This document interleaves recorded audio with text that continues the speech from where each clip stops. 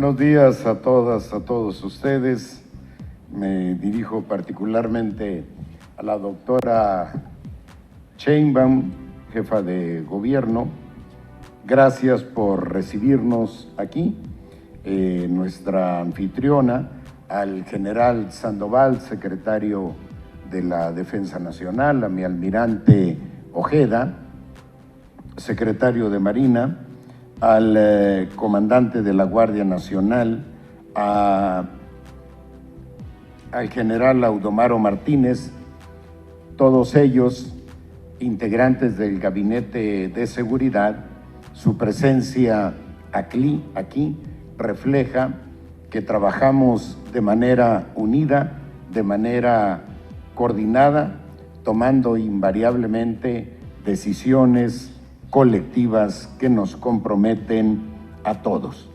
¿Acaso como nunca en la historia ha habido una coordinación entre las instancias de seguridad, y el hecho de que nos acompañen en estas reuniones habla precisamente de la integración que tienen todas las instancias federales en el ámbito de la seguridad y que queremos extenderla a las instancias estatales, de tal manera que en la suma de esfuerzos podamos optimizar los resultados en materia de seguridad.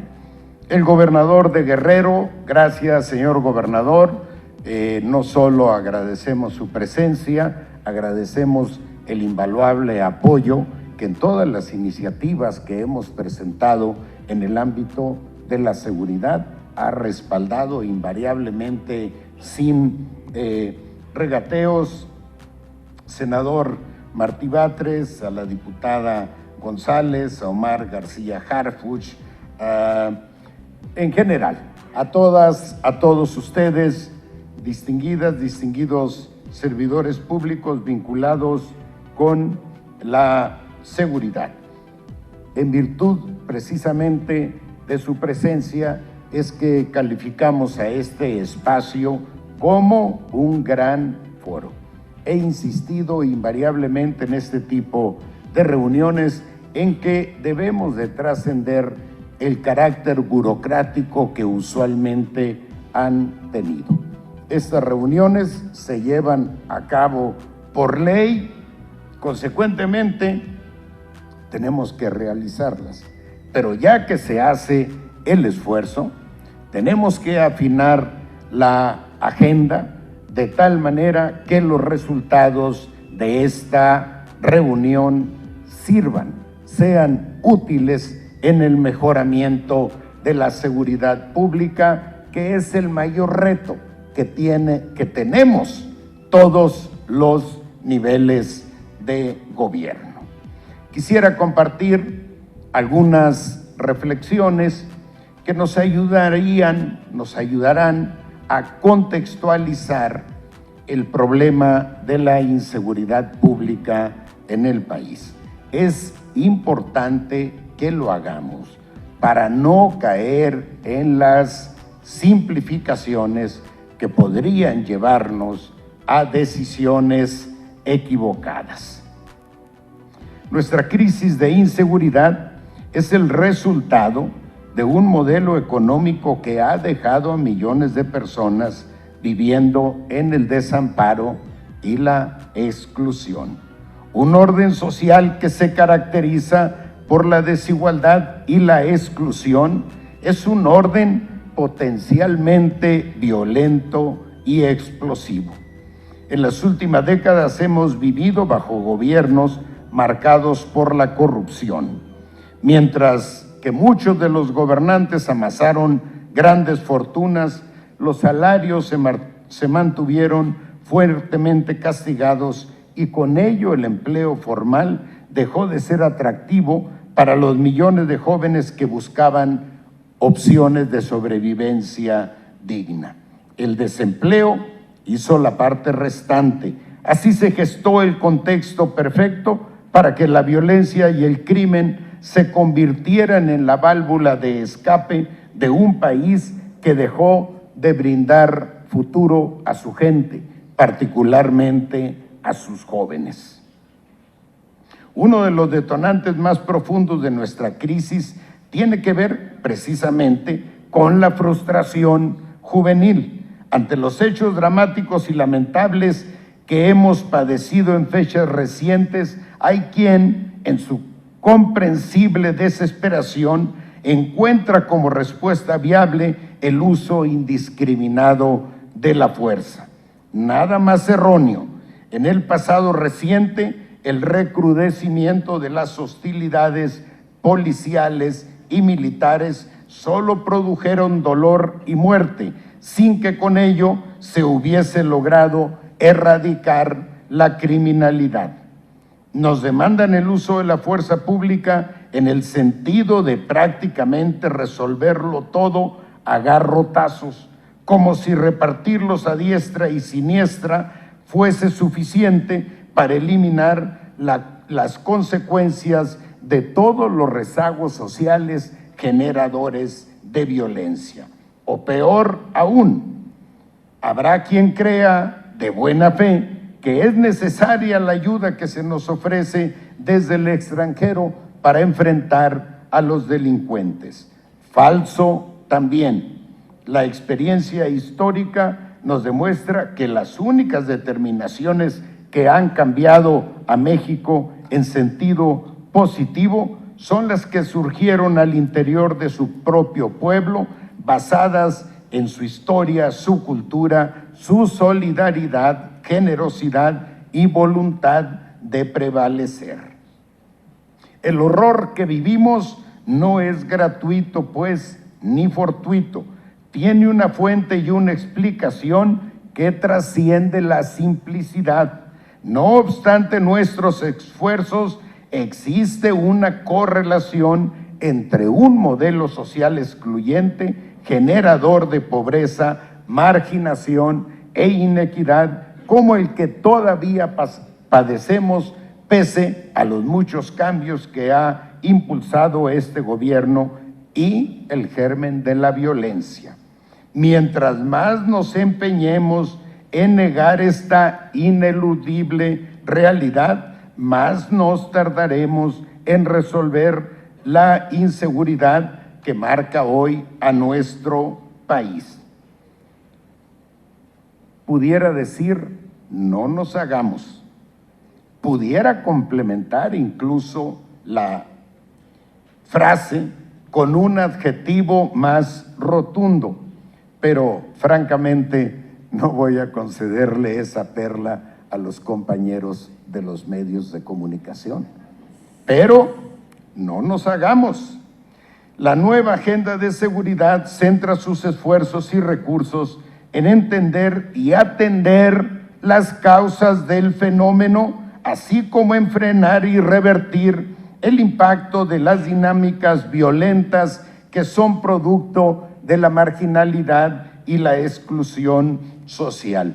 Con frecuencia se nos señala, se nos critica que no hay estrategia de seguridad. Voy a reiterar 5 o 6 de las 10 líneas estratégicas que definen la política de seguridad pública en el gobierno. Primero, combate a la corrupción. No hay forma de enderezar la seguridad pública en el país si no combatimos a fondo la corrupción.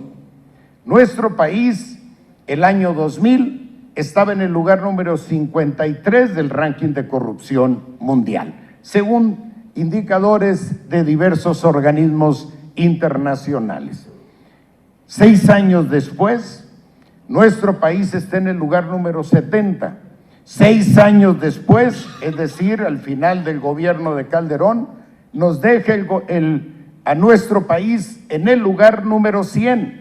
Al concluir el gobierno del presidente Peña, nuestro país se encuentra en el lugar 138 entre 175 países evaluados. Es decir, topamos ya con el techo.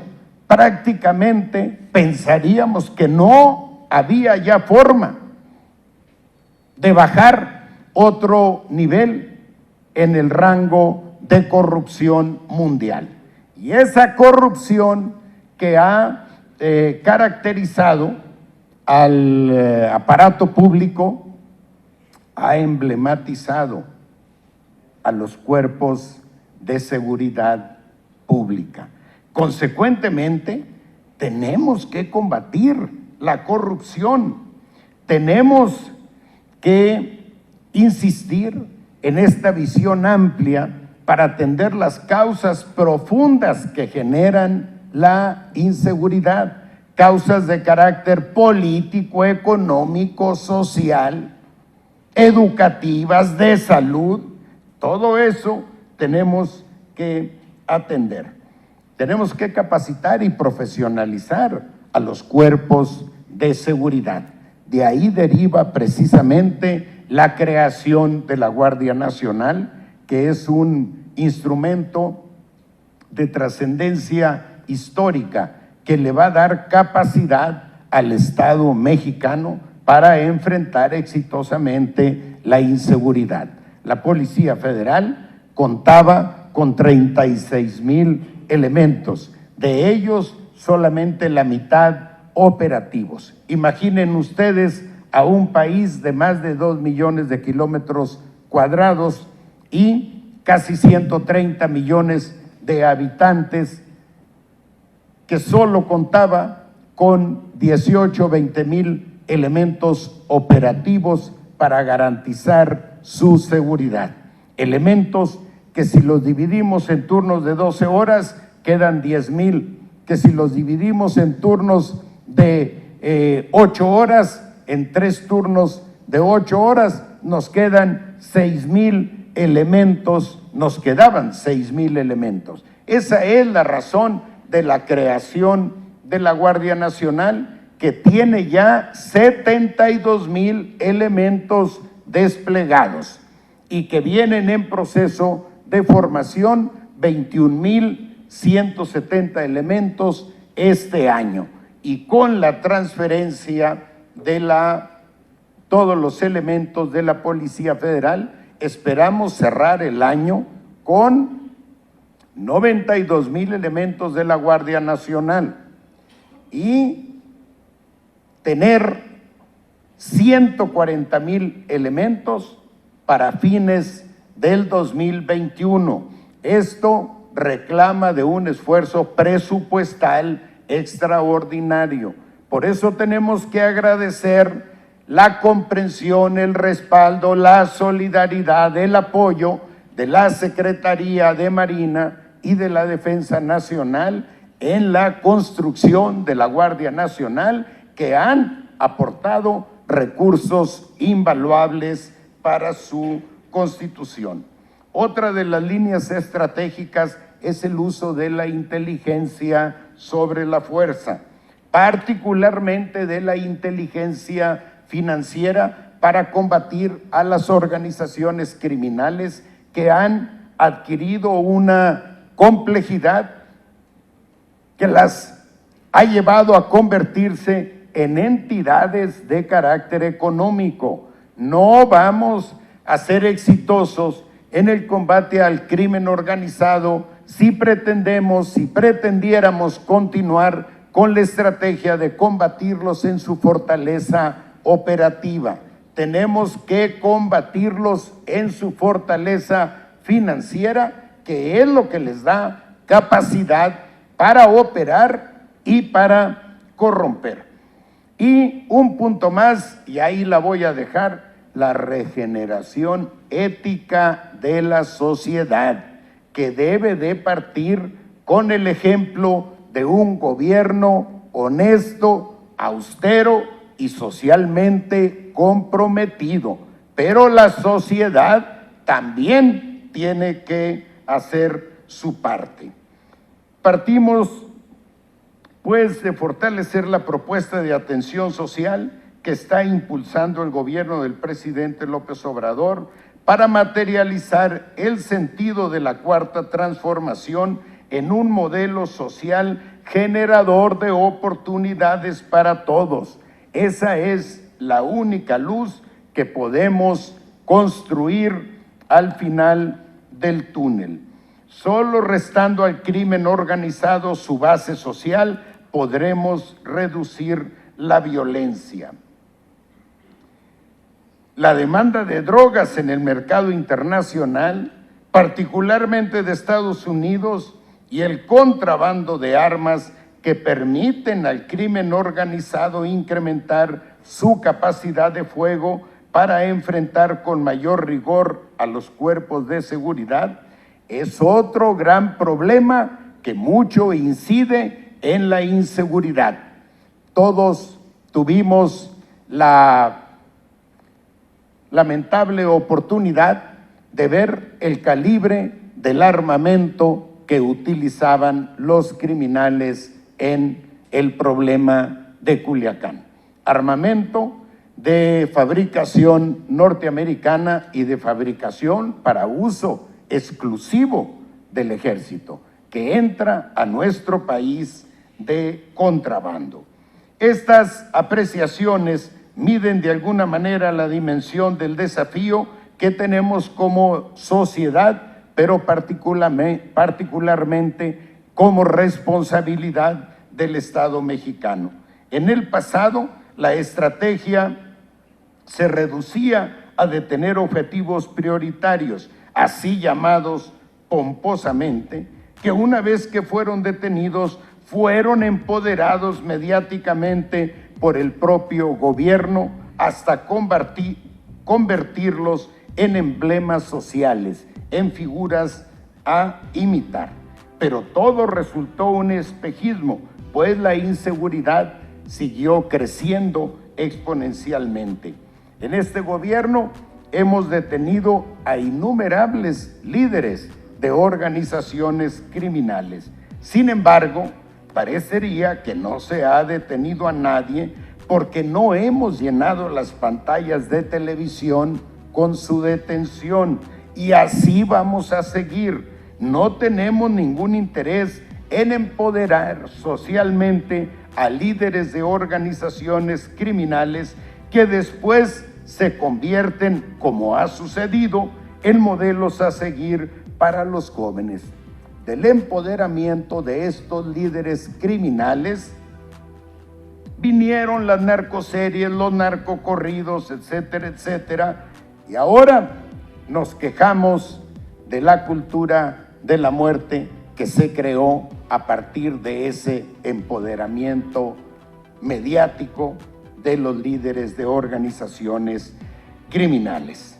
Es momento, pues, de que todos asumamos la responsabilidad que nos toca. De nosotros se espera cordura en las decisiones, constancia en el esfuerzo y firmeza de carácter para cumplir y enfrentar el reto que tenemos encomendado.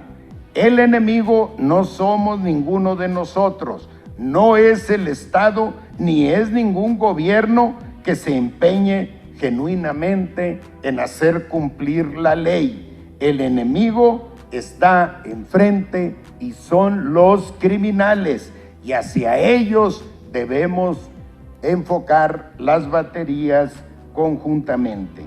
He señalado en otros foros que la lucha por nuestra seguridad no admite el regateo por ambiciones personales ni la búsqueda de dividendos políticos. Es tarea cotidiana, discreta, esforzada y con frecuencia peligrosa, que demuestra, tal vez que ninguna otra, mejor que ninguna otra responsabilidad, la voluntad de servir que nos alienta como gobernantes. Nuestra meta suprema debe ser conformar un modelo de orden social que no se vea obligado a combatir el crimen, sino que por su equidad y eficiencia asegure que las causas que originan el crimen sean abolidas. Pero esta tarea, que debe ser meta estratégica de todo gobierno, no la vamos a conseguir de de un día para otro, de la noche a la mañana, se diga lo que se diga. Somos más, muchos más, quienes amamos a nuestra patria y trabajamos por engrandecerla que aquellos que la vulneran con sus acciones. Es momento de aferrarnos a nuestros principios y apretar el paso con la certeza de que peleamos por todo lo bueno y verdadero que existe en nuestro honesto modo de vivir. Luchamos por el predominio de la ley, por la solidaridad entre compatriotas y por la edificación de un futuro mejor. No caben aquí ni la rendición ni el desánimo. Los invito fraternalmente a incorporarse a este esfuerzo. Estoy seguro que juntos lograremos vencer a la adversidad y entregar al final de nuestro desempeño un México mejor a las próximas generaciones. Gracias a todos por su atención.